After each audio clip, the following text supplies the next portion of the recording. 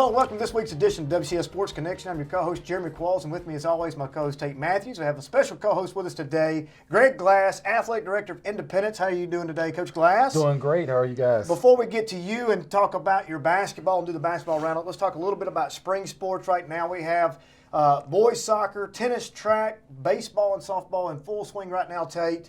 The Director's Cup points, there are a ton of points up for grabs. You know, like last year, it went literally down to the 12th hour.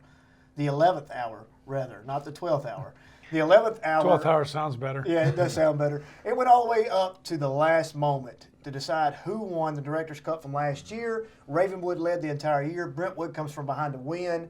Right now, Brentwood does have a comfortable lead with 500 points, and you, as well as you know, had an unbelievable fall with 3 state championships there. Ravenwood in second, 388. Coach Glass, Independence right now sitting in third place only behind by 2 points, 386, and Summit at 275. Franklin in fifth at 274, and Centennial at 254. Now, the thing that stands out to me, Independence Summit last year, not as high up in the rankings last year, but now you're sitting in second place.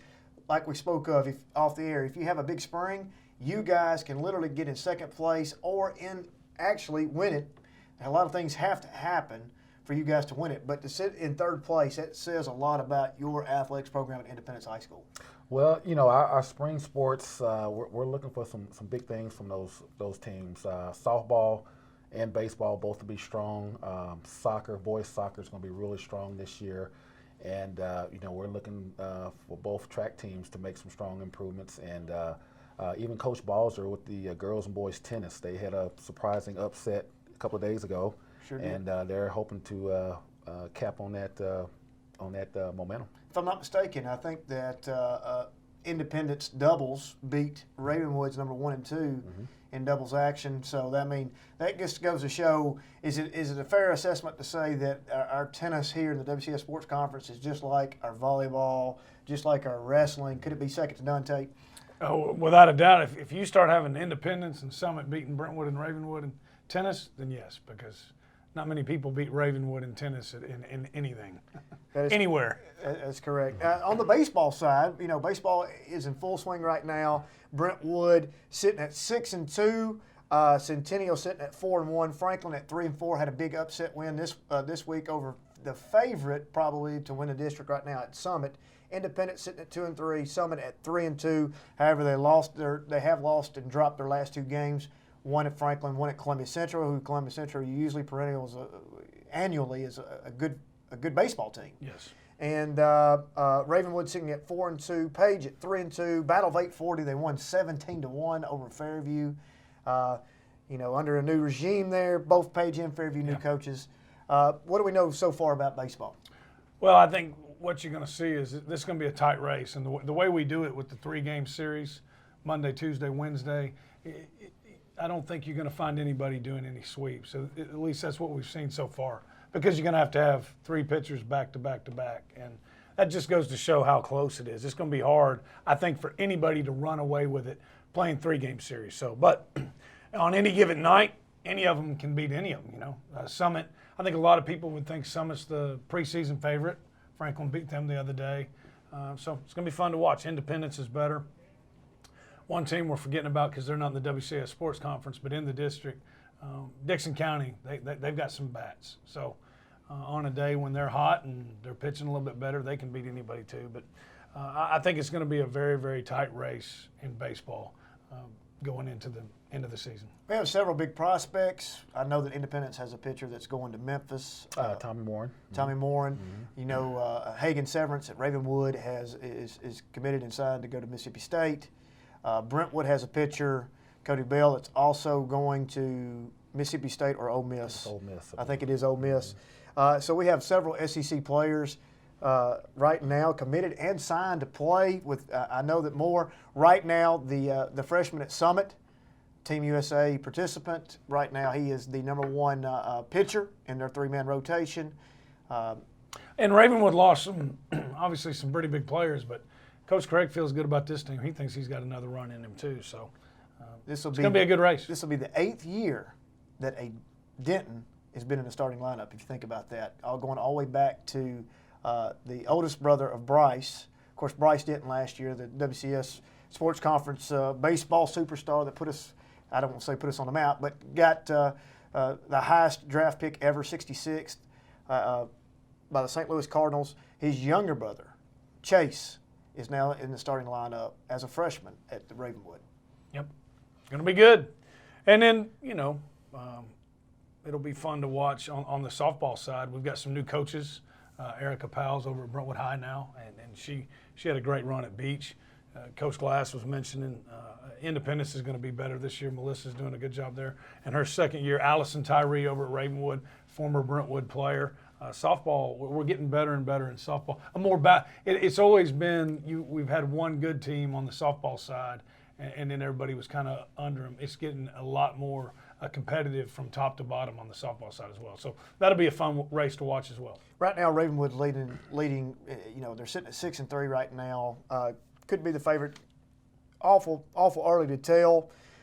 Speaking of early in the season, if you will, Nolensville had their first ever night to remember the other night last week, introducing all their coaches, the head coaches for the new Nolensville High School that's set to open in August, under athletic director Will Hester, coming from Ravenwood over into the Nolensville section to join the ranks of the athletic directors and the head coach of the football team. They're poised to get things started, have a great coaching staff on hand, a bunch of young folks that we'll have on the show in the future. But I want to mention right now Wes Burton. Wes Burton is the boys' basketball coach. Wes Lambert is the boys' basketball coach at Nolensville High School. Now, I don't know if you've met him yet. I have not. Comes from a lineage of basketball coaches. His father's the head coach of the Maryville ladies women's program there at Maryville College. The Scots. He did a little bit of time at Belmont. Had coached under Barry Wortman for a little bit. Seems like an interesting fit there. Young guy coming into the conference. I know that you won't see him for a few years because of the fact they'll be playing on the AA level. And I'm going to tell you right now, they are a murder's row on AA level. They are probably in the toughest AA district in basketball. You're looking at Giles County, Marshall County, CPA, Cascade. None of those teams right there are pushovers. Giles County usually year to year are a good basketball team. Depends on how much talent they have. It's according to the coaching there is not too bad, but it's going to be an interesting mix to see when they get into the Big Six. After that year, I'm going to predict year 3, year 4, they get into the Big Six with everybody else to see how that progresses as football goes, as basketball goes. I think that Nolensville's putting together a pretty good staff. Yeah, they are, and it's an exciting place to be. It's in Williamson County, which a lot of people are trying to. There's only so many head basketball coaching jobs in Williamson County. None of them came open this year. Well, I guess one of them came open, but Coach Goodwin went over there and filled that. But the building's going to be nice. It's in a good area, a good place to live.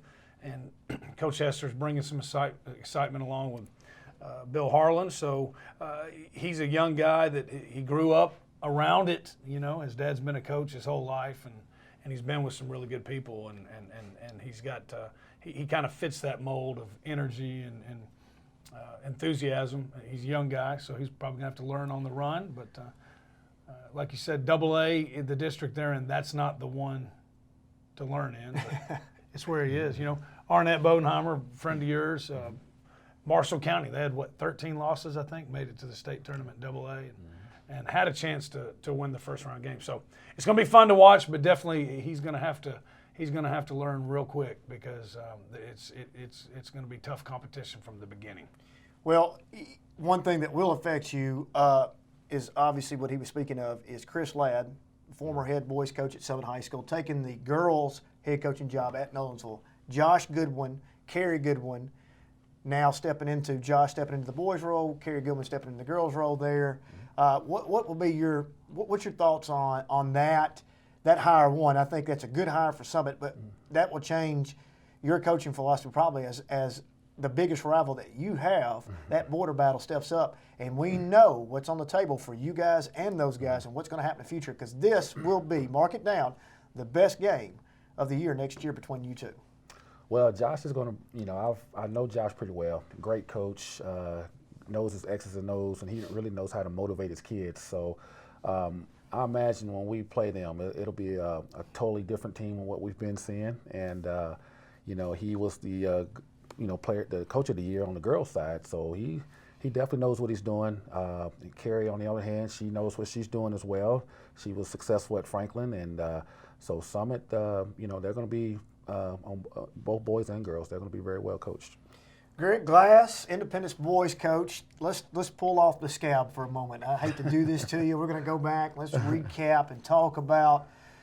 Let's talk about what we've got at Independence High School. What we've had this past year: 27-4, most wins in Independence history. District champions, first ever district champions. You get a regional runner-up, and you get a sub-state sectional berth there. Now let's go back. You go the whole year. You lose one game in the state of Tennessee prior to getting into postseason. Brentwood Bruins get you in a game that, it's easy to say as you put in this string of wins together, it's easy for, when you're coaching high school level kids, it's easy to lose focus. And every night that you come out, you've got the bullseye on your back. So you lose that game to Brentwood. You lost a game over Christmas or Thanksgiving in Kentucky. Early December. It was early December. Oh, early December at Christian County. Is that correct? Kentucky. So you go in, you win it outright, you win the district championship, then we get into regional play. And you face Cane Ridge in the second round of the regional. And that was the game everybody's looking forward to. You're playing them on their home court. They're extremely talented, very athletic. And you come out, matter of fact, you start off 6-0 in the hole. And I'm sitting there thinking, man, how are we going to, you can't dig yourself in a hole this time. And then all of a sudden, it starts clicking for you. And Independence all year long has been a game, a team of putting runs together. And take us through the Cane Ridge game. Well, a lot of people were predicting that to be a regional championship game, and but we were on the same bracket. Now we met up in the semifinals.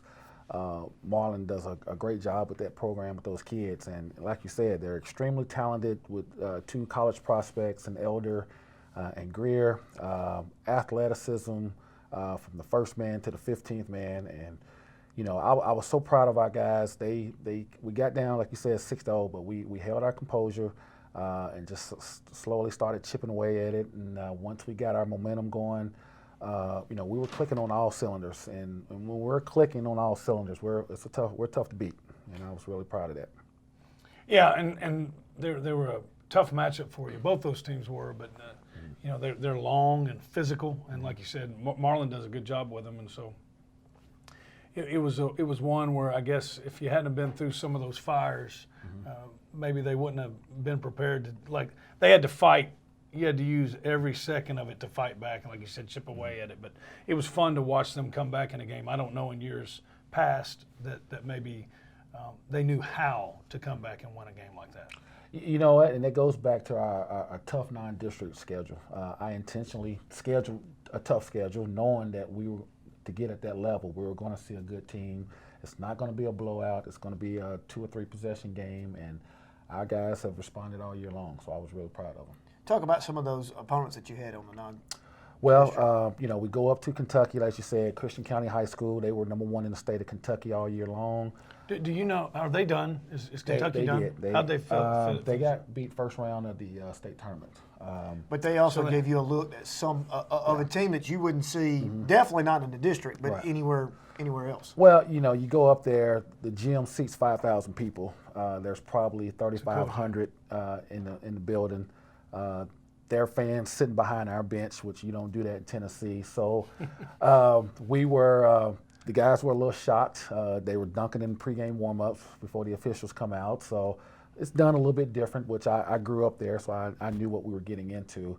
But looking at that game with those guys experiencing that, going down to Florida, playing different teams there, with that atmosphere we saw in the regional tournament and in the sectional, we knew that came back and really helped us out in the postseason. Well, in Oakland, I mean, talking to the Rutherford County guys, there's a lot of guys that think, well, they made it to the district championship, I believe, on their side. And Oakland, you talk to Coach Wortman at Blackman, he'll tell you that in their sectional game, he thinks there were three to four teams in his district, Oakland being one of them, that could have very well been sitting there. So that was another tough one. Well, so then you get the big victory, the big win over Cane Ridge. You get yourself, that is such a tough game to win because your back's against the wall. It's a do-or-die game, and then you get yourself into the regional championship game, which you can take a breath on because winner plays the other side's 2, loser plays the other side 1. If you lose, you still got a game to win. But I know that not at any time you were expecting to lose that game. You're going in thinking, okay, we've got Hillsboro, we can win. Now, Rodney, the way he's done, has been, in the WCS Sports Conference. He's coached here. He does a remarkable job with his kids. And one thing that stands out to me of Rodney's teams are they're well-disciplined, well-coached, and they love to take care of the tempo. And what you would think when you see them warm up is we're going to be an up-and-down team, and they are a more controlled team, which is the opposite of what you want.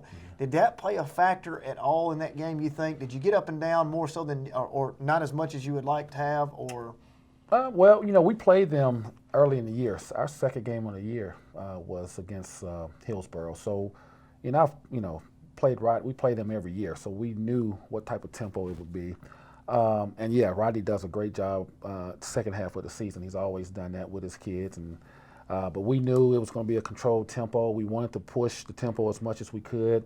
But again, having only one day off versus 2 or 3 days off, our legs was. I wouldn't say tired, but you only have 1 day of preparation versus 2 or 3 days, and but our guys, it was tooth and nail coming down at the end, and Greg Miller made an unbelievable shot to tie the game up with 2.5 seconds, and and the Smith kid, number 35, made an unbelievable shot as the buzzer went off, and as I told our guys after the game, I'll take that shot 100 times a day. So. Yeah. So let's talk about that. First and foremost, they have you probably by size. They're a little bit bigger. Post players a little larger. They shot the ball extremely well during that game. I know that they didn't shoot the ball that well all year long, but they had a couple kids that probably, if you're looking at scout report, if you're looking at the tape, may or may not hit those shots that many times. So obviously things are going their way. Then once again, here comes Independence roaring back, and the very end, backs against the wall, come all the way down from a double-digit deficit to get themselves in position. I'm going to toot his horn just a little bit. Coach Glass made 2 tremendous basketball calls, okay? We got, I don't know, I think it was 10 seconds, maybe even less left. You get the ball across half court, immediately call timeout because you know that defending a sideline inbound or under the goal inbound on your own end is tough to guard. You put Grayson Murphy opposite of where the ball's coming in. You're going to run them off 4 high screens. And hopefully somebody chases him. If it doesn't chase him, that's who you want the ball in their hands anyway. Well, they chased him. Greg Miller steps out, wide open, hit him, hits the basket with 1.6 or 8 left. I think it was about 1.8. 1.8 seconds left. Hillsboro has to go the length of the court in 1.8 seconds to get a shot off. Well, they get the ball in. The kid takes a dribble, loses it, gathers it. No, he actually takes 2 dribbles, loses it, gathers it right inside, right across half court, hits the shot. He was kind of fading away too, wasn't he? Kind of fading. Yeah, he was fading. Hits the shot. Hats off to him because, like you said, he got the shot off. First off, he got the shot off in time. Now, whether or not the clock started on time is a different story. That's neither here nor there. But he did get the shot off in time, and as soon as he let it go, it was one of those things that goes into slow motion. It was obvious from where I was standing. I was standing beside Dr. Campbell, and we both said, that's going in. Boom, he hits it. So that puts you on the road to go to station camp. And you knew the importance of that time. Obviously, you can't convey that to the kids, but you know the importance of that win because you really wanted to play that last game at home against Mount Juliet, whom station camp disposed of pretty easily. Then you have to go on the road to, Hillsboro beat pretty easily, and then you had to go to station camp, which we know is a hostile environment. We had to go up there last year. Brentwood, backs against the wall, did the same thing, and had to scratch one out. So let's talk about the station camp game, man. That is I'm going to go ahead and say that is you're talking about Christian County having the coolest gym. Station camp has the worst gym in AAA basketball. They should never be able to host a single game in anything, period.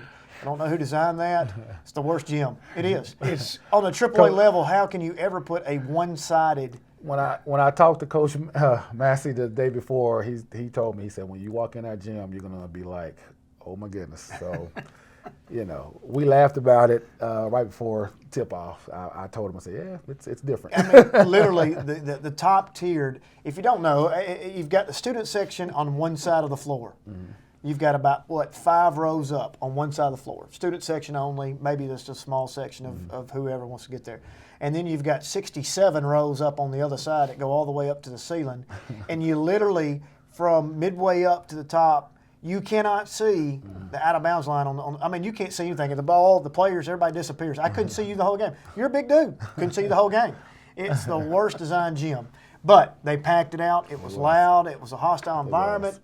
And once again, probably not as a coach, I don't know, were they a little tight maybe? First time being in that environment. Station Camp was in that situation last year. This is our first time. So, we may have been a little tight coming in, but once the guys settled down, I thought they did a great job. Overall, I thought we did a great job. Well, I'm going to tell you, it's single-handedly one of the best performances of an individual player that I've seen. Grayson Murphy, you can't speak enough volumes about this kid. Single-handedly, Tate, almost beat Station Camp by himself. Mm-hmm. I don't know what his final stat line was that night. Mm-hmm. 30, I think. I think he had 30, but he had, with 10 seconds to go, less than 10 seconds, not 40 seconds to go, excuse me. You guys are down 3. He hits a running shot. They call the foul. And I thought for sure it was an and one. They call a charge. Not even sure how in the world that was even on the radar to even call a charge. But change the game plan. You end up getting beat 3. You finish out the season losing your last 2 games by a combined 6 points. But let's not take away the fact of what you accomplished this year, Coach Glass. 27-4, first ever sectional berth. If you could have rewound time and could have had this last year, even if you got beat last year and then come into this year with this, you probably would have felt, you would have had all that experience because you felt like this is a team. Let's talk about who you're losing this year. Malcolm Walker. Patrick Murphy, who else are we losing? And Pierre Watkins. And Pierre Watkins, starting point guard, man. That's a big load to fill. Who we have coming back? Of course, Grayson will be back his senior year. Greg Miller, he'll be back for his senior year. We got Corbin Daughtery, he'll be back as a senior. One of our 6 men coming off the bench.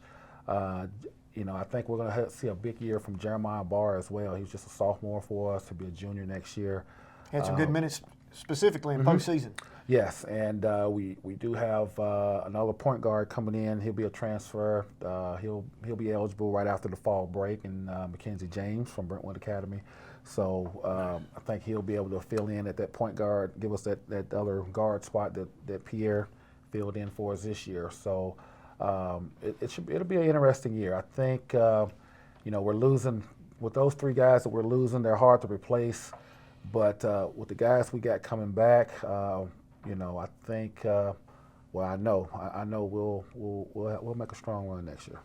Does that change the way you all played? You played so fast this year. Obviously, Grayson's a big part of that. But are you in a place now where, and especially with the transfer you had coming in, can we expect to kind of see the same type of team? Honestly, I was talking to my assistant coaches about. I think we can play a little bit faster. With those guys, with the guys coming back, I think we can be a little bit faster. It'd be fun. I like that. Can you play faster than the football team does? Are you in a competition with Blade to see who you get a shot off faster and he can get a play off? You know what? I do have a stopwatch every time they're on the field, so that'd be fun. So let's talk about real quick college watch. We got Pierre Watkins. I know that he's going to be playing further his career. Where's he going to be going to school? He's Birmingham Southern, down in Birmingham, Alabama. They want him on his team, so he's looking to get this package together, and hopefully everything can work out for him. Patrick Murphy, he's looking at a couple of different schools as well, Martin Methodist in North Alabama.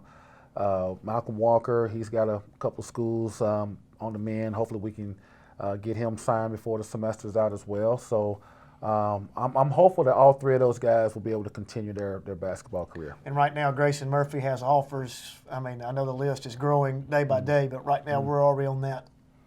Yeah, he's right now 3 offers. However, I believe with the summer that I anticipate him having on the Nike Elite circuit, I think his stock will definitely go higher after the summer. Currently, I know that at the station camp game, after the station camp game, my alma mater, the Austin P Governors, unfortunately they were booted in the first round by probably the next defending champions of Kansas, but that's okay. It's neither here nor Scored 70 points against them. And, Exactly. you know, I know that they offered, love to see him go to Austin P, but I know that there's some other systems and other schools that he's probably interested in.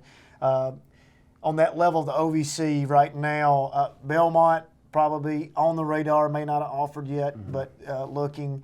Is there anything above that mid-major market that you think he can cap out at? I think so. I think it's going to come down to his summer. He's going to get a lot more exposure with this Nike Elite circuit, this Nike We All Can Go. And I think they'll have the Garland kid from Brentwood Academies on that team, as well as some other kids from outside the state of Tennessee. So totally different environment, but I anticipate we'll see a lot more schools at the Well, end he of is the sure summer. fun to watch. I'm going to tell you, he's the most non-assuming scorer you've ever seen. You watch him warm up, look at him, just he doesn't quite pass the eye test, but when that ball goes up, man, he is a player. It's going to be fun to watch. Real quick, as we finish the show, we touched base on football. Let's look at the outlook. You know, you finished number 1 in the country. Max Preps, Scott Blade returning. A lot of players. Now, we're also losing a lot of players. You've got Nate Johnson headed to Michigan. You've got a lot of those guys from that offense leaving. The best quarterback, arguably, he's leaving, going to the Fighting Artichokes out in Scottsdale, JUCO. What can we see, or what do we see in the future for the football team? You know, Coach Blade loves that fast tempo, so that I think we'll definitely see that again. You know, we got a lot of guys to replace, like you said, but a lot of sophomores. You'll see a lot of sophomores on the field next year that can step in at the skilled positions and really make a difference. So it'll be fun to watch. I'm excited for that. How much time? I want to tell one cool story. I don't think people see this side of what's going on. So, I'm at the Blackman Memphis East game. I'm sitting with Coach Glass and Coach Goodwin. Okay, y'all were talking about their most heated rivals. So, anyways, we leave. Blackman gets beat. I'm walking out with Goodwin and who they're going to be playing now, and he said, "Man, he's a really good guy." I said, "Yeah, I know." He said, "You know, I want to hate the people we're playing, and I want to hate our biggest rival, but he really makes it hard to hate them." And what I'm saying, though, is I think that's one neat thing about this conference, especially on the boys basketball side. They all want to win. They're all competitive. But off the court, they're all pretty good friends, and they all get along. And I think that's pretty neat because that's the way it ought to be. It's not like that other places. Anyways, side story. Coach Goodwin's making a fatal mistake because I know Coach Glass, he's a silent assassin. He will have no mercy on you whatsoever. And when it comes to the border battle, we hate Summit is the motto that Independence Eagles use.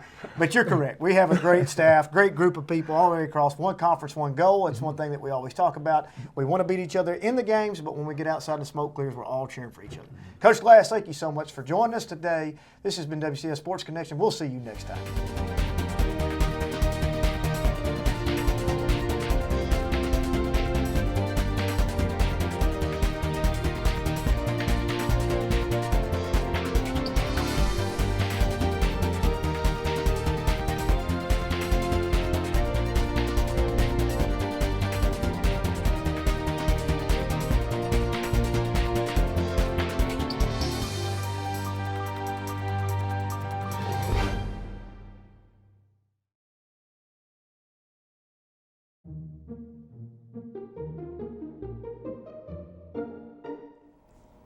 Cows by Gail Bunton Haddock. Resting triangled into the ground with upjetting ridges and cavernous hollows down swooping, hulking, living landscapes, breathing, cud chewing, nonchalantly flicking their tails, quiet and velvet-eyed, peaceful, peaceful.